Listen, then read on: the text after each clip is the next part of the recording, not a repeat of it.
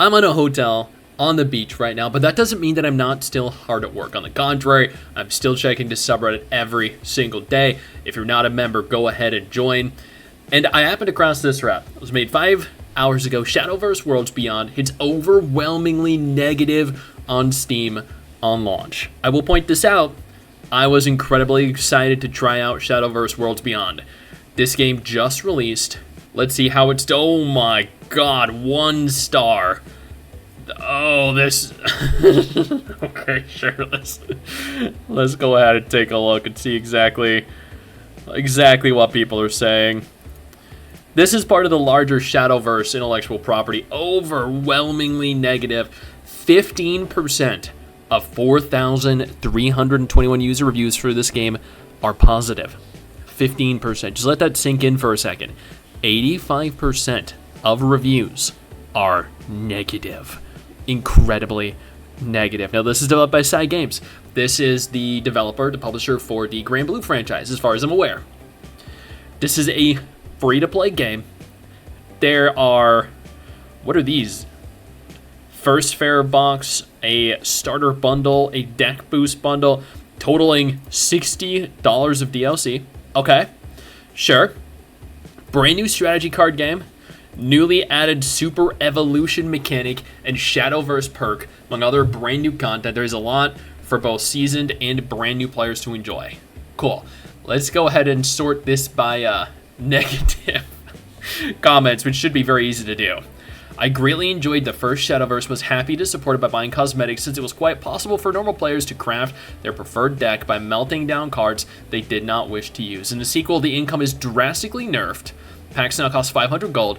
Gold income is 250 per day. You cannot melt cards unless you have 3 copies, even if you don't want to play them. And the free daily pack does not sufficiently offset this. So what I'm gathering from this, if we expand this, I'm going to go out on a limb here and assume that this is pay to win. The economics of Worlds Beyond are abysmal. Even with all the pre-registration bonuses and tutorial income, I was not able to assemble one deck. Not one single deck. Holy fuck. Do better, Side Games. We had high hopes for you. This right here, this is another game failing at launch. Another game crapping the bed within the first week of launch.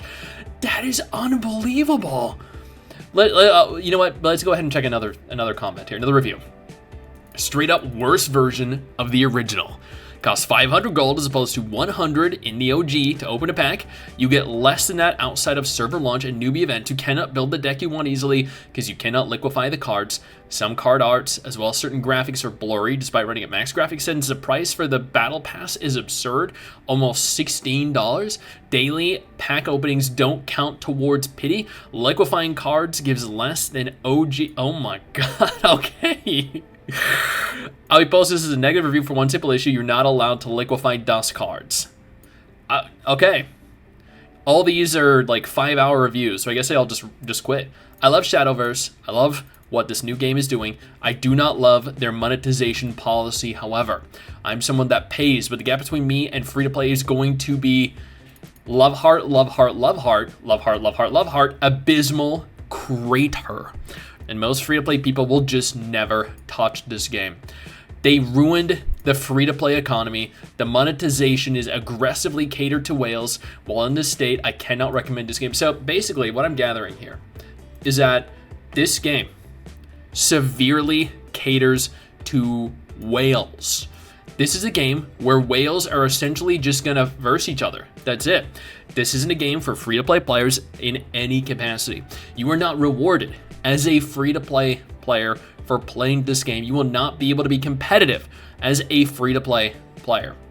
I used all my resources and I cannot even construct a single budget deck. There is zero chance I can keep up with the new expansions they release. This game's economy needs to be revised.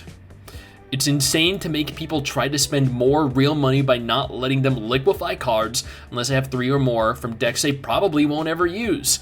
This is a practice I cannot agree upon. Side games just can't stop making bad decisions and getting greedier and greedier over the past few years. Not even Uma Musume Global will save your sorry company. Maybe stop wasting your revenue on things like hot air balloons or sponsoring whoever that is and spend more money on fixing and improving your Okay, so that's Steam. Evidently, everyone on Steam, almost everyone, 85% of players on Steam are horribly unhappy. I am curious though. Looking at the numbers over on SteamDB, things are not looking good. The game launched 11 hours ago, had a peak of 109,246, and in 11 hours has declined all the way down to 31,384. This is literally 30% of its players. Now I understand there are probably less people playing right now. It's not peak time. That's perfectly fine. But this is a drastic decrease. And I mean, it makes sense, right? It genuinely makes sense. People are unhappy. The game is not in a good state at all. Players are not going to spend money on this. They are mass quitting. KMR needed a new yacht. Extreme pay to win. This game made me want to pick up Hearthstone again. Oh my god, okay. No way it's that bad.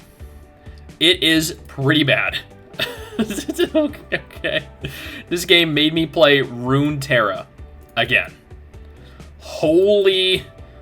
I wonder how long till Side Games changes tune. Hopefully soon. I don't know though if at this point the game can even recover. Really greedy on everything.